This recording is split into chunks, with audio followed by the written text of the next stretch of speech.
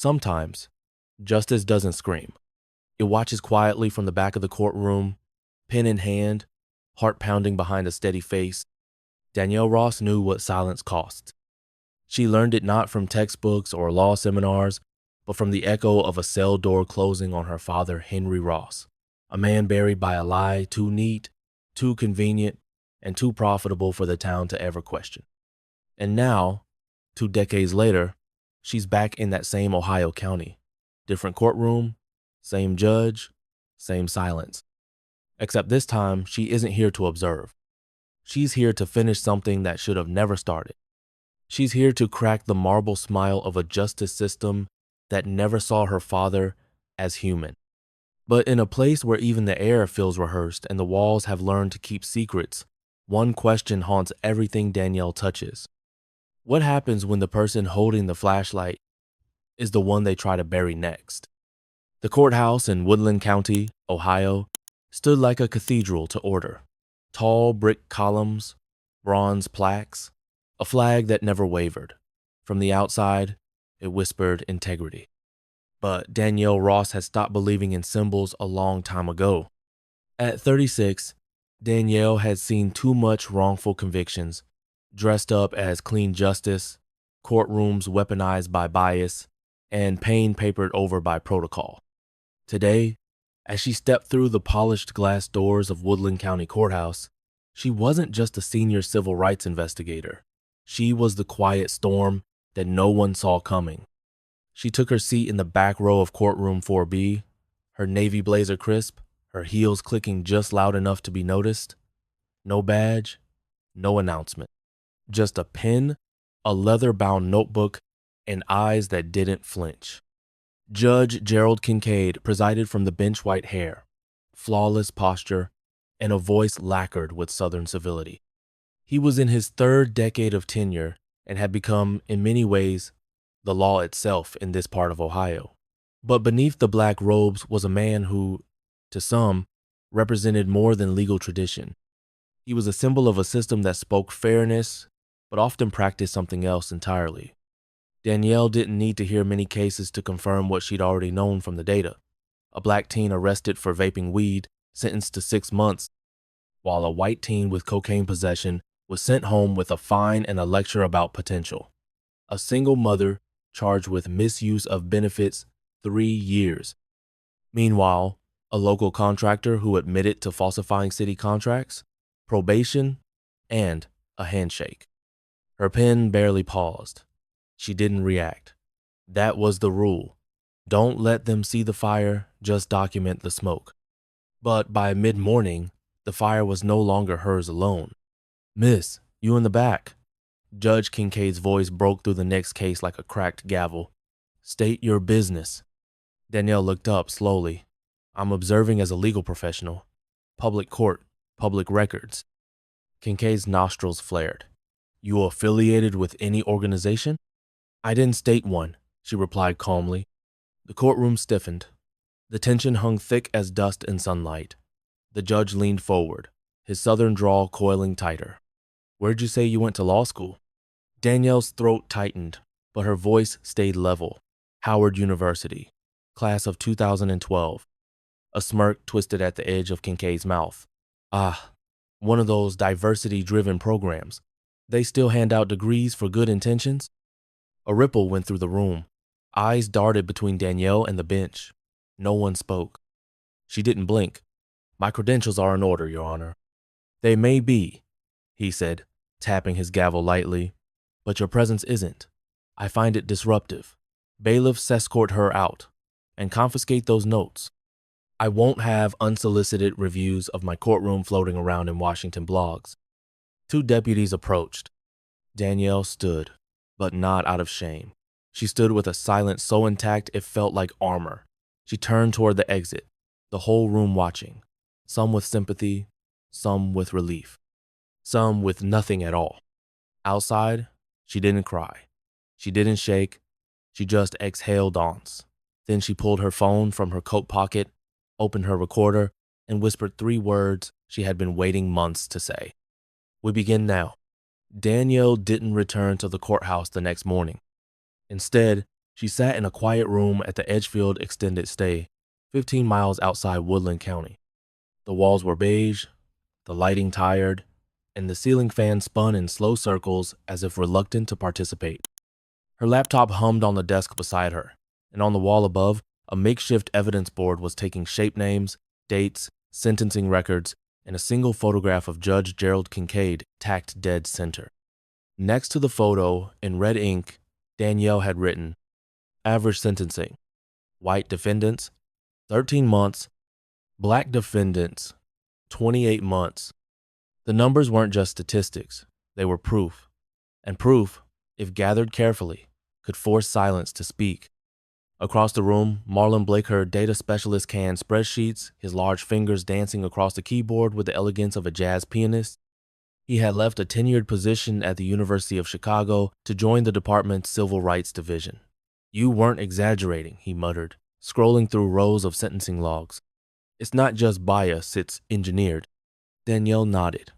"I know. I felt it before I saw it." "And how's it feel now?" She looked at the file in her lap. It was one she hadn't opened in 12 years. Her father's case file. She flipped to the arrest report, stared at the worn-out signature of Gerald Kincaid. "It feels personal," she said softly. "Because it is." Henry Ross had been a math teacher. He drove the same Buick for 10 years, tutored after school, and once bought pizza for every student who passed the statewide exam. In 2002, a robbery took place 2 blocks from the school where he worked. A witness who later turned out to be legally blind picked him from a photo lineup. Judge Kincaid had presided over the case. The court-appointed attorney hadn't challenged the witness. No one mentioned the fact that Henry was in a faculty meeting at the time of the robbery. And no one cared that the property seized after his conviction, 3 acres of land, was later rezoned and sold to a private developer. Kincaid's cousin sat on the board of. Her father died in prison 5 years later, untreated pneumonia. Danielle was 16. The silence had started then, and now it was back. Same place, same name, same cold arithmetic. Marlon turned the monitor toward her. "Look at this." It was a graph bars rising and falling with sickening clarity. Drug possession, fraud, assault, same charges, starkly different outcomes. The pattern stretched back 20 years. Danielle took a photo of the screen with her phone. "Keep digging." At 2:15 p.m., her burner phone buzzed. "Block number," she answered without speaking. A nervous voice whispered, "You were at the courthouse 2 days ago. The judge had you removed."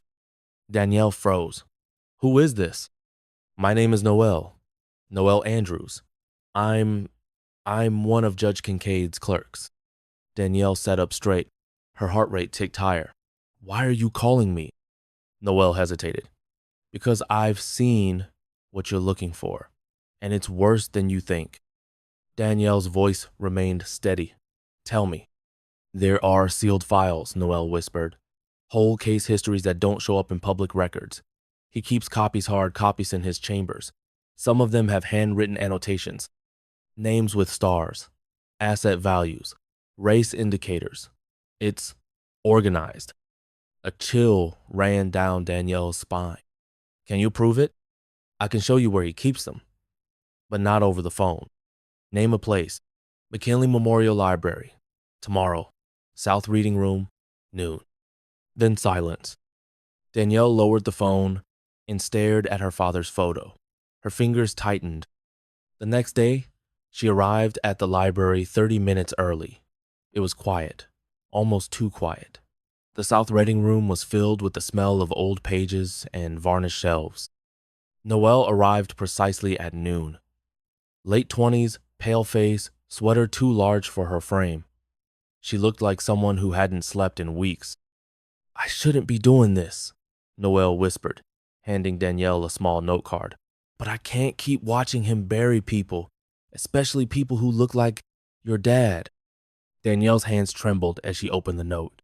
Behind oil painting. File cabinet key in bottom drawer. Lock code. 1926. Noel looked around nervously. It's his father's birth year. He uses it for everything. "Why now?" Danielle asked quietly. "Why help me?" Noel hesitated, because I watched him tear apart a 17-year-old boy last week over a vape pen. His grandmother was sobbing, begging for mercy, and he didn't even blink. Said it was about setting community standards. You want to know what broke me? She swallowed. He smirked after, like he'd just won a game. Danielle didn't speak. She just placed a hand on Noel's shoulder, firm but grateful. That night, Danielle paced the hotel room. Marlon was already asleep, but she couldn't rest. Her mind played every moment on loop: the courtroom, the numbers, the note, her father's face.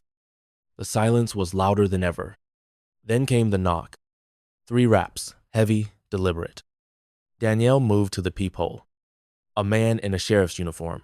Not local, too clean, too still. She opened the door a crack.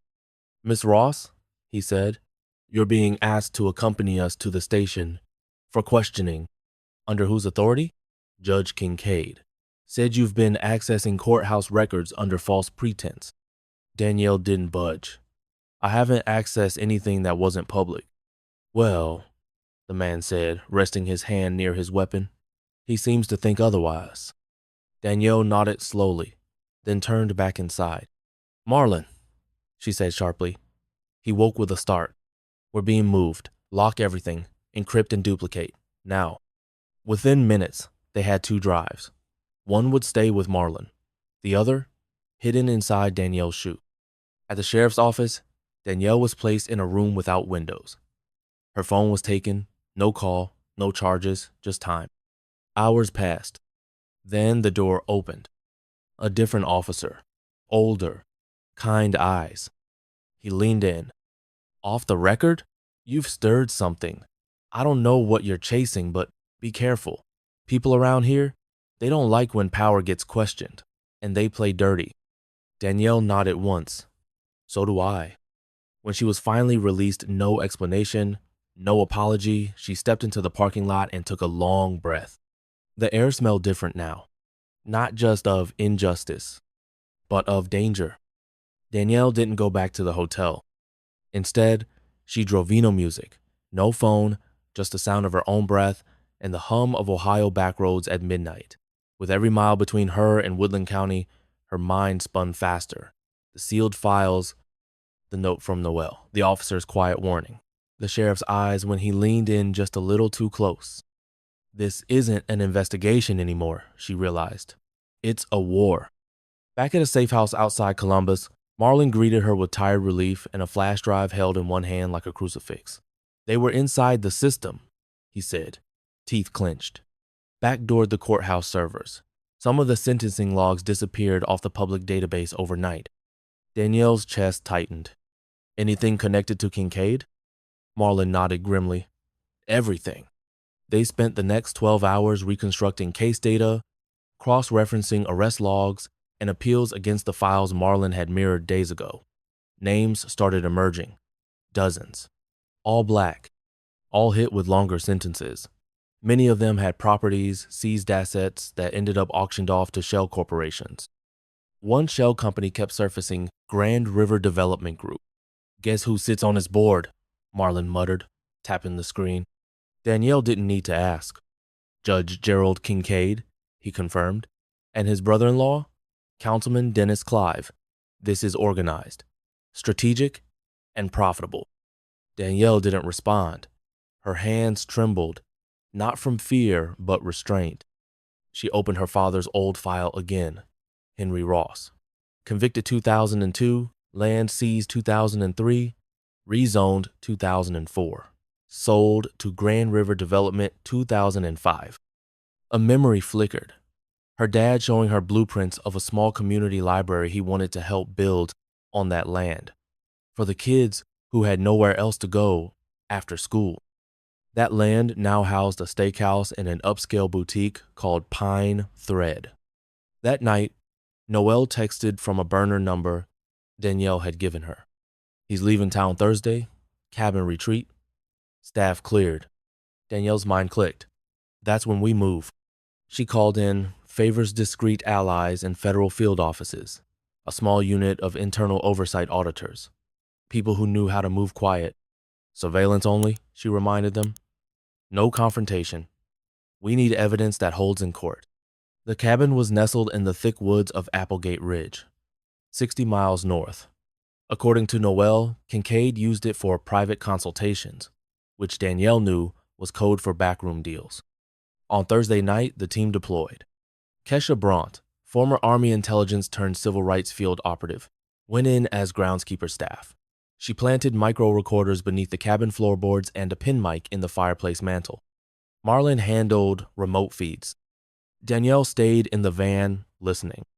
At 8:23 p.m., the first car arrived. A black SUV. 2 men exited. One was Kincaid. The other, Bradley Knox, the CEO of Grand River Development.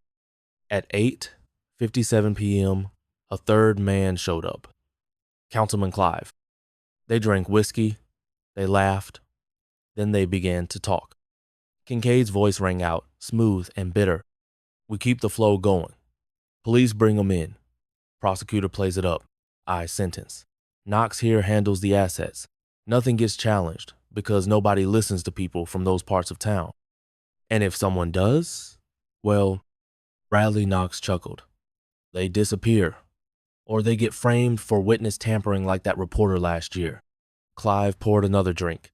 Or they get an anonymous tip to leave town if they know what's good for them. Danielle pressed her hand to her mouth. Then Kincaid added, That woman from the courtroom, Ross.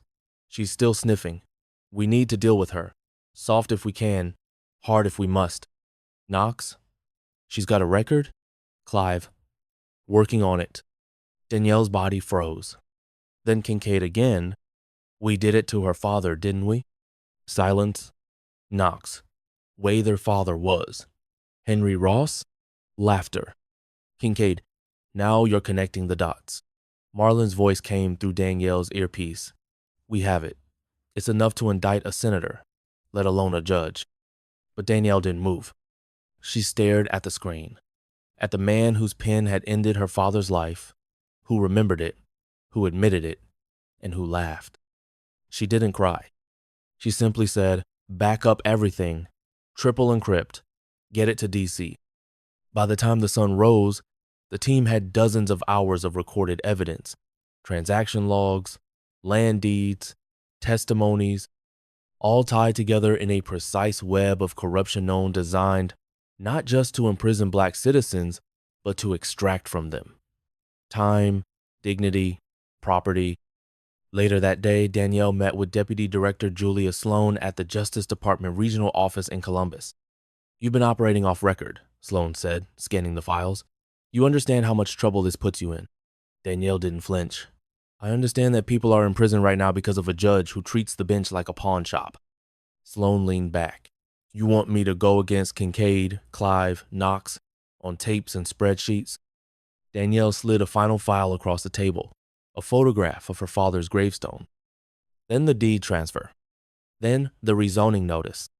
Then a check made out to Grand River Development. I want justice, she said quietly, and I want his name cleared. There was a long silence. Then Sloan said, start prepping for grand jury. But the machine fought back faster. Within 24 hours, Noel went silent. The next day, a front-page article appeared in the Woodland Tribune. Federal investigator linked to unauthorized surveillance scheme questions raised over personal motives. Danielle's photo was splashed across it, along with selective quotes and a blurry image of her entering the courthouse. By Tuesday, her hotel room had been broken into, her backup drive stolen. One of the agents on her team received a letter. Resign, or your clearance goes under review. And then Noel resurfaced. In a cell, arrested for theft of court documents, denied bail. Danielle visited her in jail under the guise of being her legal counsel. Noel looked different, paler, quiet. I'm sorry, she whispered. They said if I didn't sign the confession, they'd arrest my brother. He's got priors. He'd never make it out. Danielle reached across the glass. Hold on. Just hold on. But her voice cracked. She drove home that night to find her car vandalized. Spray paint across the door. Go home. The silence that had followed her all her life was now screaming. Danielle sat alone in the hotel, bathtub, clothes still on, water running cold. And for the first time since this began, she let herself cry. Not because she was afraid, but because she realized they weren't just trying to discredit her. They were trying to erase her. Danielle didn't answer her phone for 2 days. Not because she was hiding, but because she needed to hear something other than fear, something other than strategy and legal procedure, something other than Kincaid's laughter still echoing in her memory. She needed to hear her father's voice again. So she drove to the place she hadn't visited in years, the old house in Cleveland Heights, where the porch still creaked the same way and the light in the kitchen window still hummed in a warm yellow. Her mother, June Ross, answered in a cardigan and house slippers, as if no corruption in the world could touch her in her own kitchen. "You look tired," June said, pulling her daughter into a long hug that didn't ask questions. Danielle let herself be held, just for a moment. That night, with tea steaming between them and rain hitting the windows like slow applause, June finally asked, "Is it happening again?" Danielle looked down. "It never stopped." Her mother nodded. "And Henry? He's the reason this time too?" Danielle closed her eyes. "They took his land. They took his life. They took everything. And now they want to take the truth too." June's voice was gentle but sure. "So don't let them." Danielle returned to Columbus the next day with a different kind of resolve. Not the fire of outrage, but the steel of clarity. She filed a formal declaration with the Department of Justice. "I, Danielle Ross, acknowledge a personal connection to the Henry Ross case of 2002, presided over by Judge Gerald Kincaid. This declaration is not a recusal, but a statement of transparency, accompanied by verified documentation, statistical evidence, and corroborated testimony from whistleblowers and former defendants." It was a bold move, but it stripped the enemy of their favorite weapon, secrets. When asked by the press about her connection to the Ross case, Danielle answered plainly, "My father's name doesn't make this less objective. It makes it more urgent." The narrative began to shift. Instead of scandal, people saw courage. And when Director Julia Sloan stepped up in a press conference to declare a federal grand jury would convene within 14 days to hear the Kincaid tapes, the air began to change. But the real turning point came not in a courtroom, but in a church basement. Danielle had been invited by Pastor Reuben Ellis to speak quietly to a group of families affected by wrongful convictions in Woodland County. She expected 10 people. Over 70 showed up. They brought records, photos, letters, graduation programs they'd saved from children who never made it home. One woman brought a pair of shoes her son wore to court the day he was sentenced to 12 years for a crime that, 6 months later, someone else confessed to. Danielle didn't speak from behind a podium. She sat in a folding chair, legs crossed, voice steady, and said, "This isn't about me. This is about all of you. And the truth doesn't need to shout to be heard. It just needs to stand." That night, Danielle received 42 sworn affidavits from families across the county. More followed. Some were anonymous, some written by hand on notebook paper. Some came with hospital bills, foreclosure notices, or parole denial letters.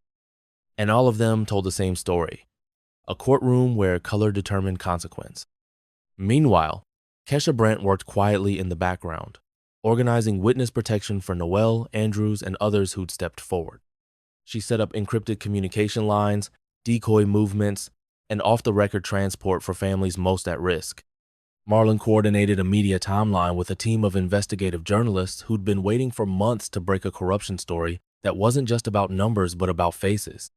By the time the grand jury date arrived, Danielle had something far stronger than a case. She had a chorus. The courthouse in Columbus buzzed with federal agents, reporters, and citizens holding signs that read, "Justice for Woodland. Clean the bench. Henry Ross deserved better." Danielle didn't stand behind a microphone. She stood inside a briefing room with a dozen staff, 3 federal prosecutors, and one very tired but very proud Julia Sloan. "What we're doing here," Sloan told the team, "isn't just an indictment of a judge. It's a statement about who gets to speak for justice." The grand jury heard the tapes. The laughter, the asset transfers, The references to people from those parts of town. They saw Danielle's data charts, sentence comparisons, property seizures. They heard the sworn statements from families who'd never been allowed a voice. They even heard Kincaid's own words about Henry Ross. When Danielle was called to testify, she didn't speak as an accuser. She spoke as a witness, not just to corruption, but to what happens when silence is organized, dressed in robes, and handed a gavel. That night, back at the hotel, Danielle sat alone on the rooftop patio, looking out over the city. The wind smelled like rain again. It reminded her of home. Her phone buzzed. It was Noelle. "They released me," the text read. "Charges dropped. I'm free." Danielle smiled for the first time in days. And then came the second message. "They'll never silence us again." The next morning, a reporter asked Danielle outside the courthouse, "What do you want people to remember about this case?" She paused, then said, "That justice doesn't always look like fireworks. Sometimes it looks like a file folder, or a name being spoken again after years of being buried, or a woman who says, quietly but clearly, 'This stops with me.'" It took 3 months. 3 months of federal depositions, congressional oversight hearings, and indictments. 3 months of unpacking not just one man's corruption, but an entire courthouse's complicity. 3 months for the system that once erased Henry Ross to finally speak his name out loud and on record. Danielle stood in the rear of the Woodland County Courthouse lobby, this time not as an observer, not as an outsider, but as someone whose presence no one could deny. Not anymore. The building looked the same. Polished columns, high ceilings, the faint scent of wood polish, and air conditioning. But something had changed. To the left of the main corridor, where an unused break room once sat sealed behind frosted glass, now stood a new plaque. The Henry Ross Room, for those the law forgot, and for those who refused to forget them. The door was open. Inside, natural light spilled across a series of framed photographs, faces, names, years, short captions, men and women who'd once been sentenced in silence, who'd been given a number instead of a voice. At the far end of the room, under soft lighting, stood a portrait of Henry Ross. He wore a blazer and tie, mid-laugh, hand on Danielle's shoulder, from the last family picnic before everything changed. Beneath it, a single quote engraved in brushed bronze. "Justice delayed is justice denied, but justice pursued is hope sustained." Danielle hadn't written that line for press. She'd written it in the margins of her father's case file, during her first week as an intern at the Civil Rights Division. And now it lived here, on a wall, in the very courthouse that once stole everything from her family. Judge Gerald Kincaid was sentenced to 27 years in federal prison. He never spoke at sentencing. Not a word of apology. Not a flicker of regret. His courtroom had operated like a factory, one that sorted lies by skin tone, zip code, and perceived usefulness. Now that factory stood dismantled piece by piece. Councilman Clive and CEO Bradley Knox faced charges of racketeering and conspiracy to violate civil rights. Their cases were pending, but the evidence was overwhelming: seized property logs, off-the-record recordings, and bank transfers tied to Grand River development. But Danielle had stopped thinking about headlines. The night after Kincaid's sentencing, she returned to the neighborhood where she grew up. It looked smaller now. Or maybe she had simply outgrown what the world once told her was enough. She parked across from the old Ross family home and sat with the windows down, breathing in the scent of summer grass and pavement. Somewhere, a dog barked. A child laughed. Then a knock came on the driver's window. It was Pastor Ellis, smiling beneath his baseball cap. "You're a hard woman to track down these days." Danielle chuckled softly. "Didn't realize I was being followed." "We're naming the community library after your father," he said gently. "Thought you might want to say a few words next week at the dedication." Danielle looked down at her hands. "My father wasn't a speech guy," she said. "He showed up. He stayed late. He listened. Maybe I'll do that instead." Pastor Ellis nodded. That would be more than enough. At the Justice Department, Danielle declined promotion offers. Instead, She proposed a new initiative, the Equity Review Task Force Division, not just designed to investigate corruption after the fact, but to audit judicial patterns proactively, to track sentencing disparities before they became institutional rot. The department approved it unanimously. Danielle named her first two hires without hesitation, Kesha Brandt and Marlon Blake. Her third hire was a quiet one, Noelle Andrews. Noelle didn't want headlines. She just wanted to help build something honest. "You still afraid?" Danielle asked during her first day. Noelle smiled, nerves still fluttering. "Every day." Danielle nodded. "Good. It means you know what's at stake." And as for Danielle, she returned to law schools, Howard, NYU, even her old alma mater in Cleveland, guest lecture. Not as a professor, not as a celebrity, just as someone who carried a folder full of names, timelines, and too many stories that started with, "He didn't do it." In one class, a student asked her, "How do you know when justice has been served?" Danielle thought for a moment. "You don't," she said. "Justice isn't a destination. It's a discipline.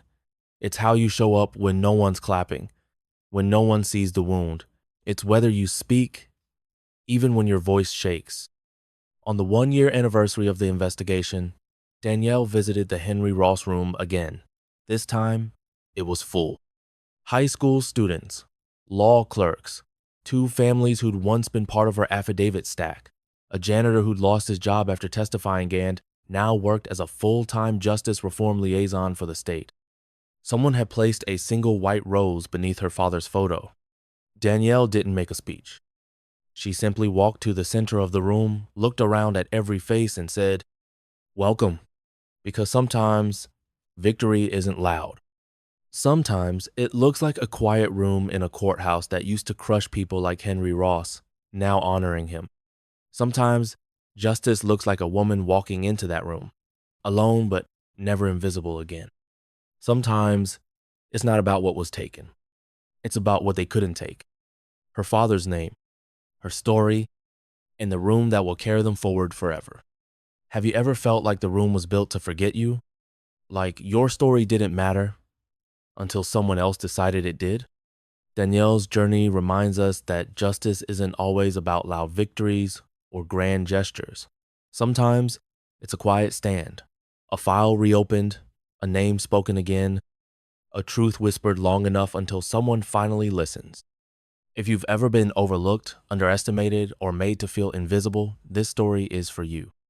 And if you haven't, maybe it's time to ask who around you has. Because healing doesn't begin with noise. It begins with being seen. Let us know in the comments, have you ever faced a system that made you feel small? What helped you stand tall again? If this story moved, you take a moment to share it with someone who might need that strength today. And don't forget to subscribe to join us for more stories that uncover truth, rebuild dignity, and remind us that we're never alone in the fight for what's right. Justice isn't a destination. It's how you show up when no one's clapping. We'll see you in the next story. Stay tuned.